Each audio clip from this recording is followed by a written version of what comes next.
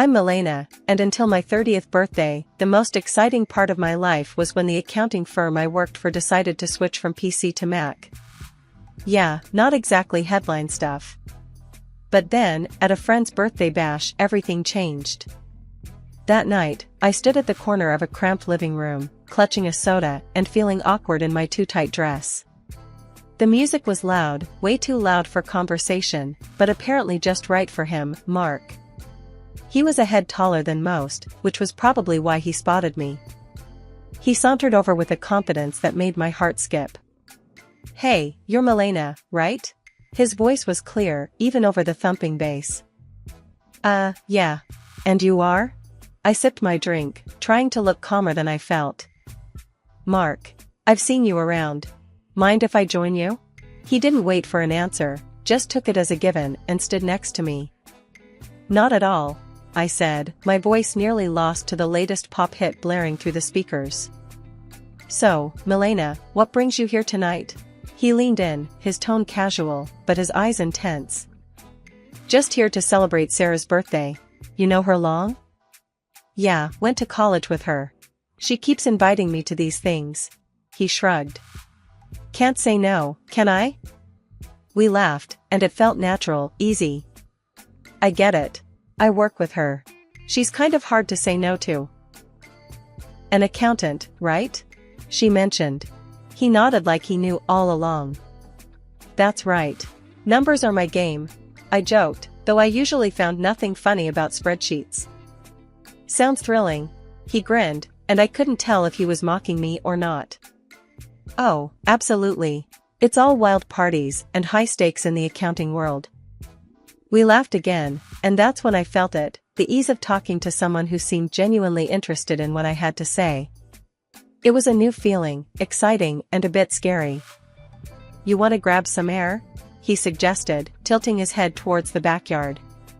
I nodded, grateful to escape the noise. Outside, the cool air was a relief. "So, what's a guy like you doing in a place like this?" I asked, trying to sound smoother than I felt. "Just looking for a good time, I guess. And maybe someone cool to hang out with," he said with a smile that made his eyes crinkle at the corners. We talked about everything and nothing, movies, books we liked, how he was into graphic design but stuck at a corporate gig he didn't love. It was as if we'd known each other for years. As the night wound down, he pulled out his phone. "Can I get your number? I'd really like to see you again, Milena." I hesitated, not used to this kind of attention, but something about him felt right. "Sure," I said, punching my number into his phone. He smiled, his whole face lighting up. "Great. I'll call you. We should go out, just the two of us." "Sounds good," I managed, my stomach doing flips. I watched him go, a part of me still in disbelief that this was my life now. Maybe turning 30 wasn't so bad after all. Maybe it was just the start of something truly great. The days after Mark's call felt like a blur. Before I knew it, I was getting ready for our first date.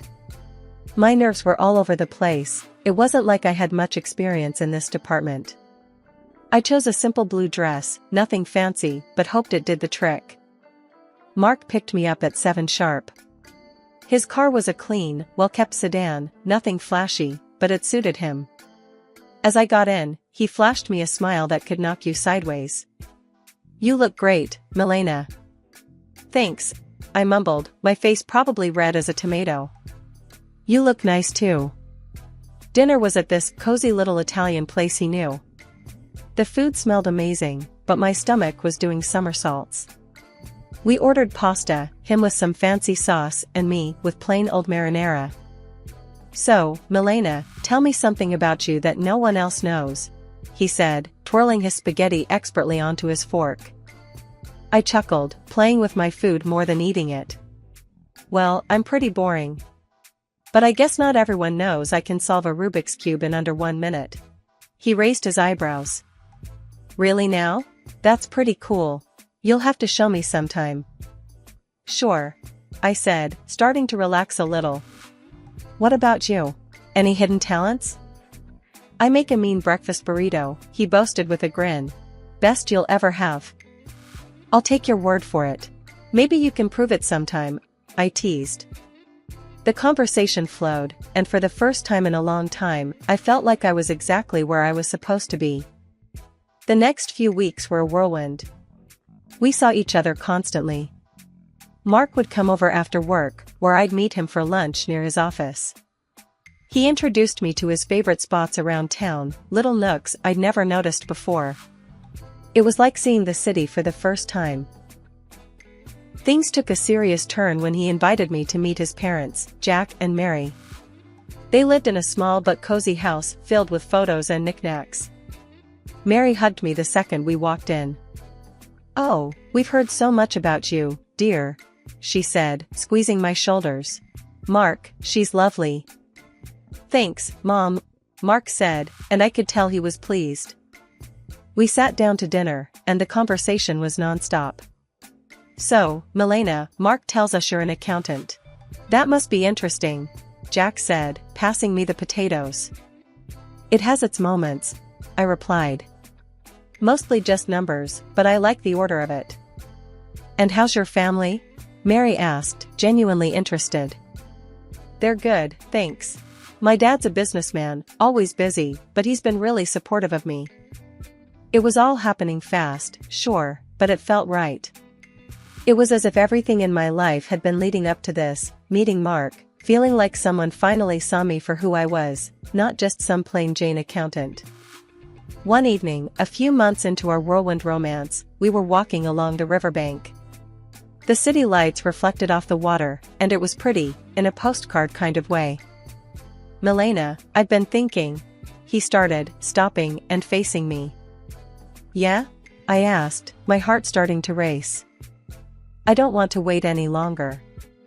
I know this is fast, but, will you marry me?" Just like that, my world changed. No hesitation, no doubt, just a simple yes, Mark. I'll marry you. The whirlwind didn't stop there. Soon after, I introduced Mark to my father. He took to Mark immediately, appreciating his straightforward manner and obvious affection for me. "He's a good man, Milena," Dad said, giving his approval, which meant the world to me. So, we got married. It was a modest wedding, nothing too extravagant, but it was perfect for us. I even found myself loving the way I looked in my wedding dress, something I'd never imagined. Smiling wide, I posted photos on my social media, sharing my joy with friends and family. After the wedding, life didn't slow down, it picked up pace. Mark and I barely had time to savor our newlywed bliss, before he suggested something big. "Hey, Milena, I've been thinking," he said one evening as we unpacked another box of wedding gifts in our cramped apartment. "How about we move in with my folks?" I paused, a coffee mug in hand. "Live with your parents?" He nodded, looking serious. "Yeah, they're not getting any younger, and I'd feel better if we were around to help out. Plus, it would save us some money on rent." It made sense, I guess, but moving in with the in-laws? That was sitcom territory. "Are you sure they'd want us there all the time?" "Absolutely," he assured me. "Mom's been hinting about it ever since we got engaged. Come on, it'll be good." So, 2 weeks later, there we were, pulling up to his parents' house with our lives packed into a bunch of boxes. Mark's mom, Mary, was waving from the porch before we even got out of the car. "Oh, Milena, we're so thrilled to have you both here," she exclaimed, pulling me into a hug that was a bit too tight. Jack, Mark's dad, clapped him on the back. "Welcome home, son. And you too, Milena." The house was cozy, stuffed with furniture that looked like it belonged in a museum of the 1970s. I tried to keep a smile on my face, but I was already missing our little apartment. Mark sensed my hesitation. "It's gonna be great, you'll see," he whispered as we carried boxes inside. The first few days were an adjustment. Mary was constantly hovering, always popping into our room to ask if we needed anything. "Just making sure you're comfortable," she'd chirp, while I tried not to cringe at the invasion of privacy. One evening, we all sat down for dinner, Mark, me, Jack, and Mary. The conversation was painfully mundane until Mark dropped another bomb. "So, the house needs some major repairs," he announced casually between bites of meatloaf. I choked on my mashed potatoes. "Repairs?" "Yeah, the roof's a mess, and the plumbing's from the dark ages," he said. Jack nodded solemnly. "We were thinking," Mark continued, avoiding my gaze, "that maybe we could all chip in for the costs?" I glanced at Mary, who was suddenly very interested in her plate. "All of us?" "Well, I just got this pay cut at work," Mark muttered, "so I'm a bit strapped at the moment." There it was. I felt a knot form in my stomach. "I'll see what I can do," I managed to say, even though I wanted to say much more. Mary perked up, tears welling in her eyes. "Oh, Milena, that would be so helpful. You're such an angel." The next few weeks were a blur of contractors and repairs. I wrote checks and smiled through gritted teeth as Mary gushed about how wonderful the house was looking. Jack slapped me on the back. "You're really part of the family now, Milena." "Part of the family, sure. The part that pays for everything." One particularly grueling day, after yet another round of expensive decisions, I collapsed on our bed, exhausted. Mark came in and sat beside me. "Thanks for handling all this, Milena," he said, sounding almost sincere. "It's fine," I lied, staring at the ceiling. "Just didn't realize how much it would be." He squeezed my hand. "It'll all be worth it. This is for our future, right?" "Our future," I echoed, not quite sure whose future we were building anymore. As I lay there, listening to Mark's steady breathing, I couldn't help but wonder if moving in was the right decision. But there was no going back now. I was in this deep, and I had to see it through, whatever the cost. After the renovations, the house looked great, like something out of a magazine. Honestly, despite the financial strain, I felt a bit of pride looking around. We decided to throw a small dinner party to celebrate, just the four of us. That's when everything took an unexpected turn. We were in the middle of dinner, laughing and sharing stories, when Mary suddenly got quiet. The room felt heavy all of a sudden. She looked at Jack, then at us, and her eyes were teary. "We need to tell you both something important," she said, her voice shaky. Mark and I exchanged looks. "What's going on?" I asked, my stomach tightening. Jack took a deep breath. "The house, it's mortgaged. Heavily mortgaged. We owe $200,000, and the bank could take it away if we don't settle the debt in 2 months." My fork clattered to my plate. "What? You mean all the repairs we just paid for?" Mary started sobbing. "We were ashamed, and we thought we could manage it. But after the repairs and everything, there's just no way." I felt like I was in a bad dream. All the money, all the effort, it was for a house that wasn't even secure. "So what are you saying now?" My voice was sharper than I intended. "Well," Mark started, his eyes avoiding mine, "I was hoping, maybe, Milena, you could talk to your father." "Are you serious?" I snapped, my voice rising. "Ask my dad for $200,000? It's just, after his help, the house would be secure. For us, for our future," Mark pleaded. Mary's sobbing grew louder, making me feel like the villain in this crazy drama. "Please, Milena. It's our home. We've spent decades in this house." I was furious, but the tears and the pleading wore me down. I'll think about it," I finally muttered, feeling trapped. The next day, I called my dad, hesitantly explaining the situation. To my surprise, he agreed to help, but on one condition. "I'll give the money, Milena, but only with a formal agreement, a receipt. I want everything documented." When I relayed this to Mark, he wasn't happy. "Why does it have to be so formal? Can't he just trust us?" "It's $200,000, Mark. It's a lot of money, and he's just being cautious," I argued, feeling the divide between us grow. "He'll get his paperwork," Mark muttered, clearly annoyed. The paperwork was drawn up, and the money was transferred. Mary and Jack were relieved, constantly thanking me, but the air between Mark and me had changed. There was a coldness that wasn't there before. Just when I thought my life couldn't get any darker, tragedy struck with brutal suddenness. "Milena, it's your Aunt Judith." Her voice came through the line, shaky and choked. "Your dad, he had a heart attack. It's bad." My heart dropped to my stomach. "What? How? Is he?" "He didn't make it, honey. I'm so sorry." The phone nearly slipped from my hand. "No, that can't be right," I mumbled, numb. I hung up and turned to find Mark standing in the doorway. "What's wrong?" he asked, his voice low. "My dad, he's gone," I managed to say before everything inside me broke and I started sobbing. Mark came over and put his arm around me, but it felt like being hugged by a stranger. "I'm sorry, Milena," he said, and it sounded sincere, but I was too lost in my grief to really hear him. Exhausted from another long day of funeral planning and negotiations with the agency, I came home earlier than usual. I expected the house to be quiet, but as I inserted my key into the front door, I heard voices from the living room. It was Mark, his tone dripping with frustration and disgust, talking to his parents. "I can't do this anymore. Living with her is driving me nuts. She's just, ugh, it's too much," Mark complained.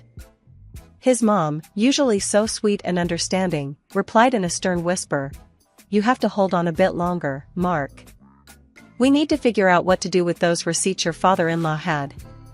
Milena has them now. The sooner I get out, the better. I'll grab those receipts and destroy them. And then I'll start all over again with that rich beauty I told you about." Mark's voice was cold, calculated. I felt a chill run down my spine. Here I was, mourning my father, while the people I lived with were plotting behind my back. They weren't the loving family I thought I married into. Instead, they saw me as nothing more than a means to an end, a way to secure their financial troubles. Rage mixed with shock, but I knew I had to keep my cool. So, I slammed the door loudly, as if I had just come in, disrupting their scheming. "Oh, Milena. You're back early. How did everything go with the funeral plans?" Mary's voice shifted instantly to one of concern, her eyes wide with feigned innocence. I forced a smile, my stomach turning. "It's all coming together. Thanks for asking." As I spoke, I could see the quick glances they shot each other, their faces a mask of fake concern. It made my skin crawl knowing their true colors, but I realized that showing my cards now wouldn't help. I needed to be smart. I needed to protect what was mine, and possibly even get some justice for their deceit. The funeral was somber, the air heavy with grief and murmured condolences. But as the ceremony wrapped up and we returned to Mark's parents' house, the true colors of the family I married into began to show. As we gathered in the living room, sipping on lukewarm coffee, Mark's demeanor shifted.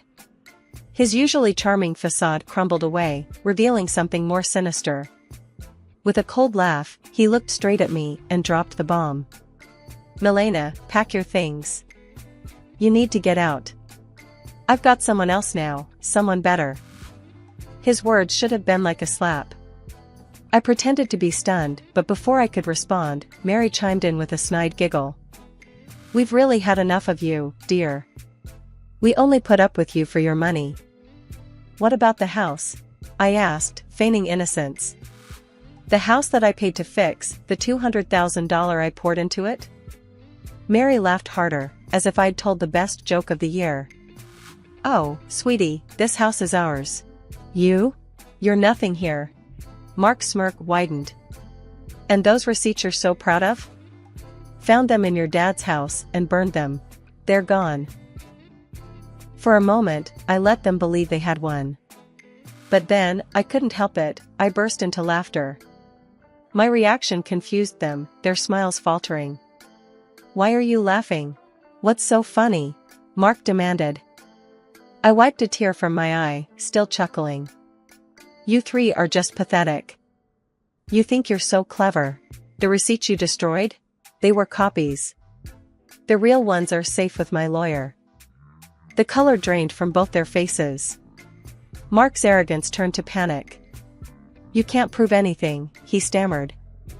"I can, and I will," I shot back, my voice steady and firm. "Now, I want my money back, all of it, or my next call is to the police." Mark and Jack looked at each other, their earlier confidence replaced by fear. Jack, usually so bold and brash, began to plead. "Milena, please, let's talk about this. We can sort something out." With the truth now out in the open and the leverage squarely in my hands, the negotiations with Mark and his parents dragged on longer than I expected. It was clear they were trying every angle to sway the terms in their favor, but I wasn't about to budge. "Look, it's simple," I stated firmly during one of our numerous discussions at their, now legally mine, kitchen table. "The house gets transferred to my name in exchange for the IOUs. That's the deal. No more games." Finally, they relented. We all agreed that the best course of action was to make everything official and legal. I insisted that everything be documented by a lawyer and confirmed with the proper papers. "I want no corners cut," I emphasized. At the lawyer's office, the atmosphere was tense as documents were signed and notarized. I watched closely as each signature was applied, ensuring there was no room for further deceit. Once everything was finalized, I collected the documents related to the transfer and turned to Mark's mother, who looked deflated yet somehow still carried a hint of her former haughtiness. "I'll be keeping these in a safe place," I said, holding up the papers before slipping them into a folder. "Just to ensure no one is tempted to pull any stunts." With the legalities handled, the divorce proceedings were straightforward. Mark was quiet, his earlier arrogance nowhere to be seen. When the final papers were signed, I felt a weight lift off my shoulders, a chapter closed. On the day they moved out, I stood on the porch of my now fully owned house and watched. Mark, his mom, and dad carried their belongings to a rental van, their movements slow, the mood somber. I couldn't help but feel a mix of satisfaction and sorrow. This wasn't how I imagined my marriage ending, but under the circumstances, it was the best possible outcome. After everything settled down and I began to enjoy my newfound peace, word got back to me through friends about Mark and his predicament. Apparently, the grass wasn't greener on the other side. His mistress had dumped him not long after our divorce. And his parents? They were now crammed into a tiny apartment, a stark downgrade from the comfortable house they once had. It seemed karma had caught up with them quicker than I expected. Despite their situation, they started reaching out to me, bombarding me with calls and messages, probably hoping to weasel their way back into my life, or at least my house. But I was done with their deceit. I blocked their numbers without a second thought and blacklisted them on all social media. It was liberating, cutting the final threads that connected us. One afternoon, as I was enjoying a quiet moment with a book in my living room, a knock came at my door. Peering through the peephole, I saw Mark standing there, a pathetic figure holding a bouquet of flowers. The audacity of it made me scoff. Opening the door, I couldn't help but laugh outright at the sight of him. "Really, Mark? Flowers?" He shuffled uncomfortably, the bouquet seeming to wilt along with his spirits. "Milena, I've realized so many things. I was wrong, terribly wrong. Remember when you told me I disgusted you?" I interrupted, leaning against the door frame, not bothering to hide my amusement at his discomfort. "What changed, Mark? Run out of options?" He looked down, the shame clear on his face. I made mistakes. But I'm here to make things right."